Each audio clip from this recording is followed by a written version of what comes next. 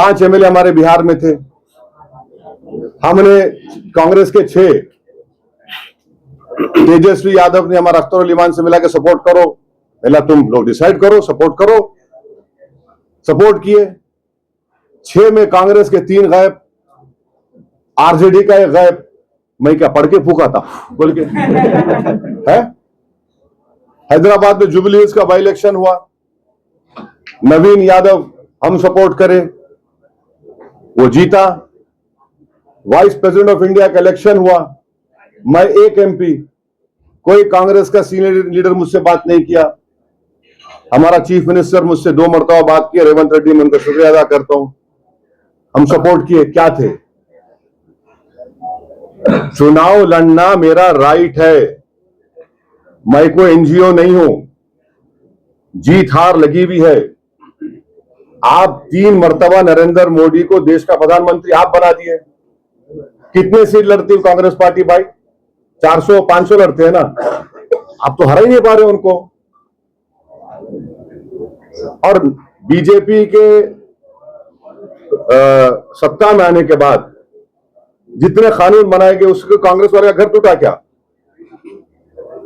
किसके घर पे बुलडोजर लग रहा, किसको गोली मारी जा रही, किसके हिजाब पे सवाल उठ रहा,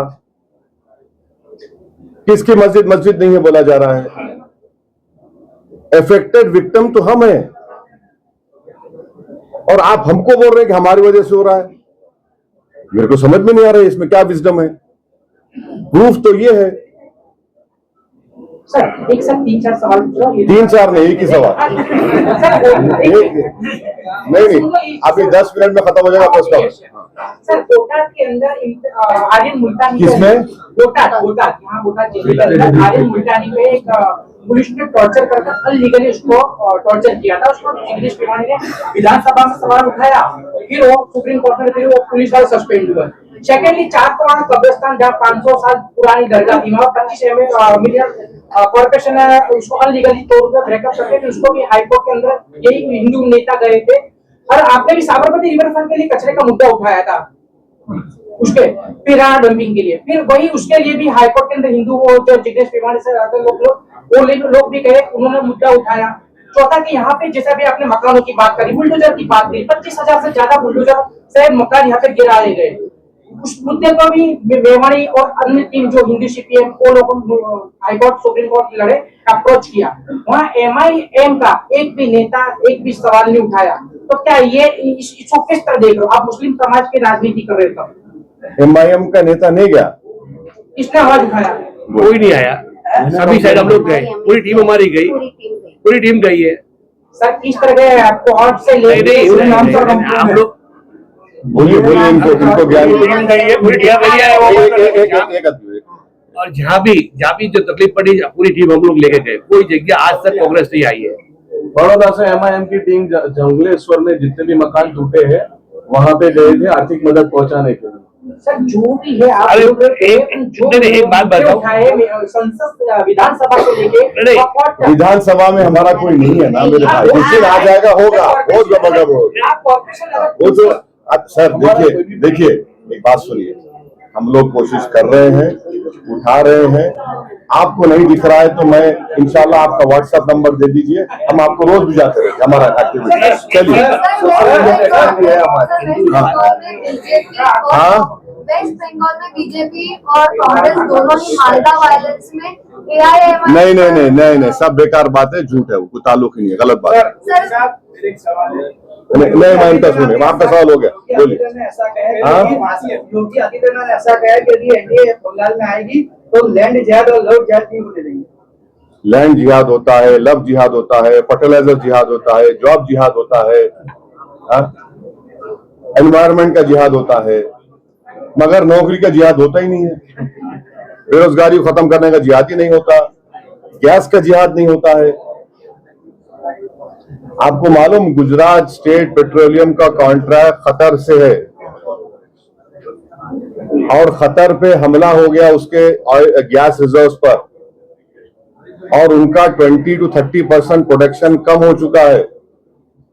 स्ट्रेट ऑफ हॉर्मुज से हमारे कश्ती आ रहा है तो दोस्त है बोल के ईरान बोल रहा है, मगर 18 करोड़ रुपए टोल टैक्स लेकर छोड़ रहा है। जितना छोटे छोटे एस्टेब्लिशमेंट है, चाहे वो चाय की बंडी हो, खाने की दुकान हो, ये सब बंद हो चुके हैं। इस पर तो बात ही नहीं कर रहे हैं। खतर से गैस ले रहे तो उनको अच्छा लग रहा है क्या? वो जिहाद नहीं है। अब बताओ, आप इनका कॉन्ट्रडिक्शन देख लो आप। तो ये देश को जो समस्या है वेस्ट एशिया की जो क्राइसिस की वजह से, और एक डिल्यूजनल प्रेसिडेंट है ट्रंप, वो सुबह में एक बोलता, दोपहर में एक बोलता, शाम में एक बोलता, सो के उठ के एक बात करता है। उससे सबसे बड़ा नुकसान तो भारत को हो रहा है, चाइना को हो रहा है, जापान को हो रहा है, साउथ कोरिया को हो रहा है। हमारा यूरिया फर्टिलाइजर, एमआरआई मशीन में हीलियम डालना पड़ता, उसका कल के दिन कमी हो जाएगी। जो रमजान में पोर्ट से फ्रूट्स जाते थे वो नहीं जा पाया। बासमती चावल जो सबसे ज्यादा ईरान और इराक को बिकता था, वो उसका रेट गिर गया। तो ये समस्या है, इसके ऊपर कोई जवाब ही नहीं देना चाह रहा है। डिस्क्रिमिनेशन किससे होती है? डिस्क्रिमिनेशन की बात सही है। देखिए, आपको डिबेट करना है, टाइम बोलो, जगह बोलो। आप जर्नलिस्ट के साथ बात करें, मेरा जवाब सुनो। आप तो नहीं, देखिए, you are debating with me, you have all the right, but here I am doing a press conference. You ask me a question, I'll give a reply. You want to debate with me? Show me the place and time. I'll come and debate with you. I'll come and debate with you. But if you are asking me this question, why did the UGC regulation was taken back? Discrimination No, किसी भी समझ से हो सकता है, sir. नहीं, discrimination में फर्क होता है। डिग्निटी का सवाल आता है। किसी को जात के नाम पर बोलकर मारा जाता है। और आपको मालूम, अच्छा ये सब छोड़ दीजिए, दिल्ली का एम्स जाकर देखो आप, एम्स हॉस्पिटल है ना, उसमें दलितों का अलग बिल्डिंग है। क्यों है?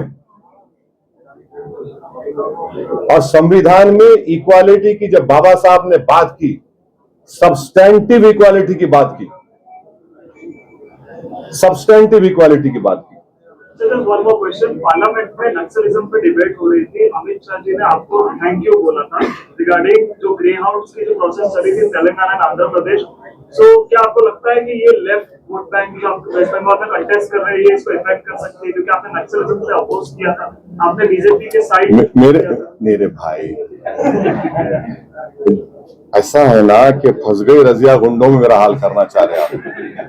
मेरी स्पीच को सुनो आप। आप मेरी स्पीच को नहीं सुने, इसका मतलब आप जो है ना व्हाट्सएप यूनिवर्सिटी को फॉलो मत करो। असदुद्दीन ओवैसी का स्पीच सुनो। मैंने कहा कि ये जो गवर्नमेंट क्लेम कर रही है कि नक्सलिज्म खत्म हो गया, मैंने 1978 की बात की थी। आपको मालूम 1978 में क्या हुआ था? आपको पढ़ना चाहिए। 1978 में भी नक्सलवादी जो थे वो बोले हम अब आर्म स्ट्रगल नहीं करेंगे।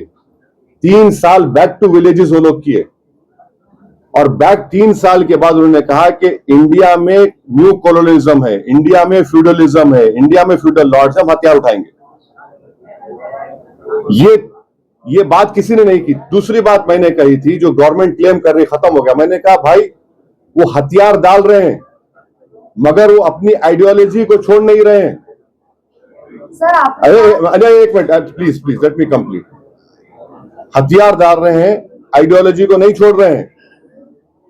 तीसरी बात हमने ये की थी कि ये जो एक्सट्रीमिज्म की बात हो रही है, मैंने कहा कि the extreme right wing extremism will lead to left wing extremism. अब इसमें बोलो, अब इसमें स्पीच आप सुनते तो ऐसा सवाल नहीं करते। मेरे भाई आप सुन लिया करो, मैं बैठा हूं कि भागने वाला नहीं हूं।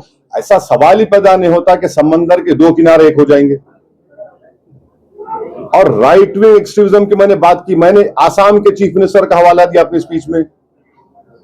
तो आपको सुन के समझ के पूछना चाहिए, अच्छा रहता, मजा आता उसमें।